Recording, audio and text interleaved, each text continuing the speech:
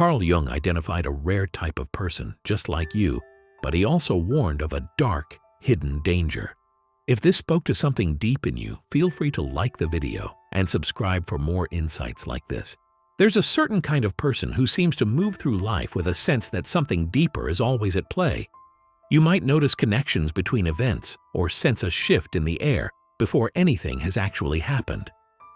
Jung identified this as the mark of the introverted intuitive, a person whose mind is tuned to a frequency most people never register. In Jung's system, intuition is an irrational function that picks up symbolic images before they form into thought or action. This means you're not just thinking differently, you're perceiving the world through a lens that's fundamentally unique. Jung described these individuals as exceptionally rare. Their inner world isn't just rich, it's structured by images, symbols, and patterns that emerge from the unconscious. For you, the concrete world, its routines, its rules, can sometimes feel less compelling than the subtle undercurrents you sense just beneath the surface. This isn't about being detached or aloof. It's about having your attention drawn to a symbolic plane that often anticipates reality, letting you see what's coming before it arrives. Think about the times you've picked up on something no one else noticed. A subtle look, an unspoken tension, a series of events that seem to line up in a way only you recognize. Maybe you've sensed the outcome of a situation before the facts made it obvious, or felt a certainty about someone's motives without any concrete evidence. Jung even described patients who experienced premonitions as images emerging from the unconscious, much like a private cinema no one else can see.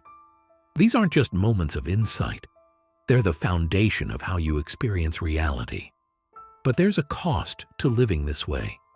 The more you see, the harder it can be to share what you know. How do you explain a gut feeling that's as vivid as a memory or a vision that arrives fully formed but has no words?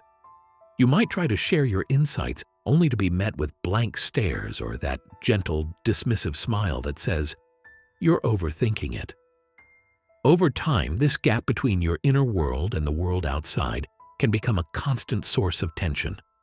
You know what you sense is real, but when no one else seems to get it, self-doubt creeps in. This is the paradox of the introverted intuitive.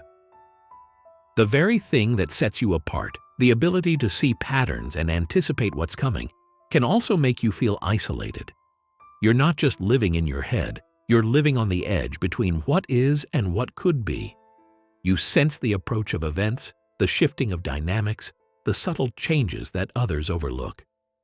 Jung compared this to living on the threshold between now and not yet, like a prophet who sees what others cannot. Yet what you see can't always be proven, and what you feel rarely finds resonance in others. It's not just about feeling different. It's about carrying a kind of inner clarity that the world doesn't always recognize or value. You might walk into a room and instantly understand the unspoken dynamics, or watch a series of random events fall into place and see the story they're telling.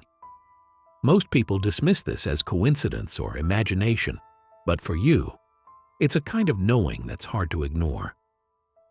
Jung warned that this gift comes with real risks.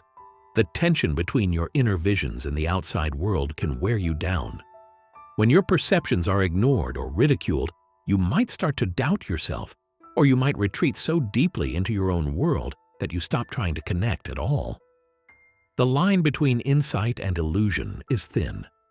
Jung said the boundary between revelation and delirium is subtle, and the introverted intuitive walks it every day. What starts as symbolic wisdom can, without grounding, slip into solitary confusion. If you recognize yourself in this description, you're not alone, but you are part of a rare group. Jung didn't just see introverted intuitives as different, he saw them as remarkable. Your mind's ability to anticipate, to see the invisible, is a rare strength, but it's also a responsibility. The world may never fully understand what you see or how you see it, but that doesn't make your experience any less real. There's a reason Jung's warning still matters. The same qualities that make you extraordinary can also make life harder in ways most people will never understand. For those with an intuitive mind, the world rarely appears flat or simple. You move through layers, always sensing something beneath the surface. At first, it can feel like an advantage, solving problems others can't, connecting ideas no one else would pair, or seeing meaning where others miss it. But there's a catch. Without a developed sensation function, you risk drifting away from the concrete world. The same intuition that gives you insight can pull you away from reality's anchor points. When you see beyond what's obvious, life becomes multidimensional. You notice patterns, anticipate outcomes, and sometimes feel as if you're living in a parallel reality. But try explaining your vision to people who focus on what's right in front of them. You share an idea you know is valuable, but you're met with confusion or polite dismissal. You're overthinking. You're too sensitive. Or, that's too abstract to be practical. Over time, the effort to explain yourself wears you down. You start to keep your insights inside, where they're safe. But there's another danger Jung named psychic inflation. Psychic inflation happens when your inner world, once a source of guidance, starts to take over. Jung warned that the intuitive mind can become overwhelmed by the unconscious, and the boundaries between self and symbol blur. It starts quietly. You spend more time in your thoughts, not just because others don't understand, but because you feel most at home there. Everyday reality, chores, routines, small talk, feels less important. You begin to prioritize the symbolic world within. Sometimes this brings a sense of special purpose, a belief that you carry truths no one else can see. It feels empowering, but it can also lead to an inflated sense of uniqueness that pushes you further away from others. Look at Vincent van Gogh. He saw the world differently, capturing emotion and light in ways that no one around him understood. His genius wasn't just misunderstood by others, he struggled to live in the practical world. His underdeveloped sensation function left him untethered, according to Jung's model. Van Gogh's immersion in his inner vision brought both brilliance and pain, cycles of isolation, detachment from daily life, and a reality that often felt indifferent to his insights. His story is a warning. The gift of intuition, left ungrounded, can become a burden. When you're always picking up on patterns others ignore, it can feel like a heavy responsibility. You see the cracks before anyone else, understand the bigger picture, and watch as people miss what seems obvious to you. This can lead to frustration and alienation, like you're speaking a language no one else understands. Sometimes you might even question your own perception. Are you imagining things? Are you just being dramatic? Doubt creeps in, and the gap between your reality and everyone else's widens. Jung saw this as one of the central challenges for introverted intuitives. The gift of seeing more comes with the risk of losing your grip on the world outside your mind. When you become too absorbed in your inner visions, real relationships and responsibilities start to feel like distractions. The symbolic world grows richer, but the cost is a gradual detachment from the concrete. Without grounding, your insights become unmoored, and reality itself starts to feel optional. But Jung didn't believe you have to choose between intuition and reality. He argued that the answer lies in balance. The intuitive mind needs outlets, art, writing, music, or even honest conversation, to turn the invisible into something tangible. Symbolic expression isn't just a luxury, it's a necessity. When you give form to your inner world, you relieve the tension inside and offer something real to others. The challenge isn't just to have insights, but to translate them into something that connects with the world. Even then, expression alone doesn't solve everything. You need grounding practices, simple, physical routines that pull you back into the present. Walking, cooking, caring for your body, or just sticking to a daily schedule. These aren't distractions. They're what keep intuition from spiraling into fantasy. They help you turn visions into roots so you can move between the inner and outer worlds without getting lost in either. Here's the truth. Intuition is powerful, but it's fragile if left unchecked. It needs discipline and structure. Without them, your mind can become a place of escape, not strength. But when you find balance, when you ground your insights and share them with the world, intuition becomes a force for transformation, not just for you, but for everyone around you. Jung recognized how fine this line is. He understood that intuitive minds walk a path full of potential and risk, and that the dangers are as real as the gifts. And it's here that his most serious warnings begin to take shape. Jung's dark warning wasn't theoretical. He saw firsthand how the gifts of deep intuition could become psychological dangers if left unchecked. For the introverted intuitive, the mind's ability to see what others miss is both a strength and a vulnerability. Jung cautioned that this unique focus on the unseen, the symbolic, and the unconscious can set up a kind of trap, one where the very patterns and meanings that make life rich can also become a prison. The main dangers Jung identified for intuitive types are clear. 1. Losing touch with reality. 2. Psychic inflation or over-identification with inner images. And 3. Isolation leading to a self-reinforcing fantasy. These are not abstract risks.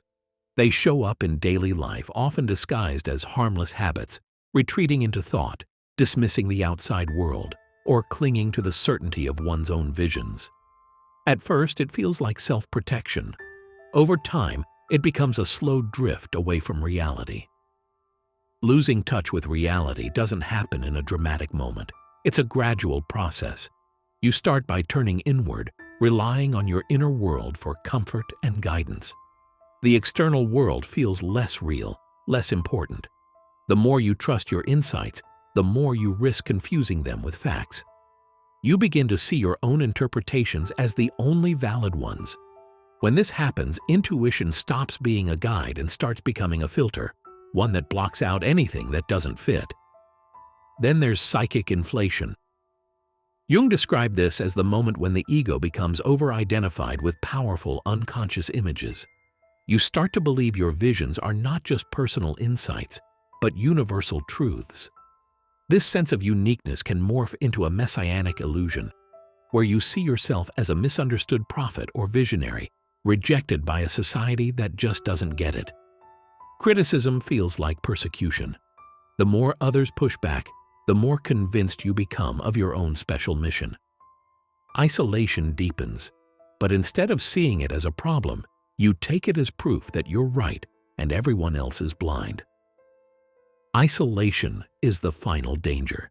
The distance between your inner world and the world outside grows so wide that you stop trying to bridge it.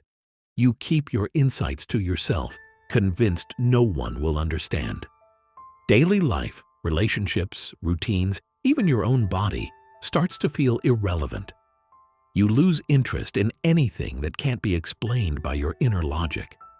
The mind becomes a closed circuit, feeding on its own symbols, and the real world fades into the background. One of Jung's analyzed cases makes this real. A woman in treatment described a black snake coiled in her abdomen, a powerful, disturbing image that haunted her thoughts. As therapy progressed, the snake rose and transformed, becoming a serpent with a golden head. For Jung, this was a symbol of repressed content from the unconscious seeking expression and transformation. But the danger came when such images weren't given form or meaning outside the mind. If left unexpressed, these symbols could take on a life of their own, dominating the psyche and blurring the line between insight and illusion. Jung explained that when the unconscious is not consciously confronted, it can colonize the mind. The ego stops mediating reality and becomes a passive vessel for symbols and archetypes. Judgment becomes distorted. Everything starts to make sense in a private, self-contained way, but nothing is truly anchored in reality. The symbolic world becomes so convincing that it replaces actual experience. The boundary between revelation and delirium is always thin for the intuitive type, and when it's crossed, what once felt like wisdom turns into solitary confusion. The problem isn't the presence of symbols or visions, it's what happens when they aren't integrated, when they aren't expressed, reflected upon, or brought into the world in some tangible way. Jung believed the key to avoiding these dangers was shadow integration, the conscious confrontation of unconscious material. This means not just having insights, but actively working to bring them into contact with the real world. Creation, through art, writing, or meaningful conversation, translates the abstract into something others can see and respond to. Grounding practices like engaging with the body, nature, or daily routines help keep intuition anchored in the present. Jung warned that without this balance, intuition becomes an escape, not a strength. The mind that once saw connections everywhere ends up trapped in its own web. But with conscious effort, these dangers can be managed. The rare ability to see beneath the surface doesn't have to lead to isolation or confusion. There are concrete ways to protect your gift and yourself. If you recognize these patterns in your own experience, you're not alone. Many intuitive types struggle with the same tensions. The real challenge is learning how to use your insight without letting it use you. There's a practical side to living with intuition that most people overlook. The issue isn't that your mind works differently. It's that you need a way to shape that difference into something solid. Embracing your gifts without losing yourself starts with learning how to structure your inner world. Instead of letting your insights pile up and swirl around, focus on 3 practices to shape your insights into tangible form: journaling, pause-based reflection, and sensory grounding. Journaling is more than just writing down your thoughts. When you put those archetypal images into words, you involuntarily begin the process Jung saw as necessary for integration. Your journal isn't just a diary, it's a laboratory for your mind. Record the symbols, patterns, and connections you notice. Dissect them, question them, and let them evolve on the page.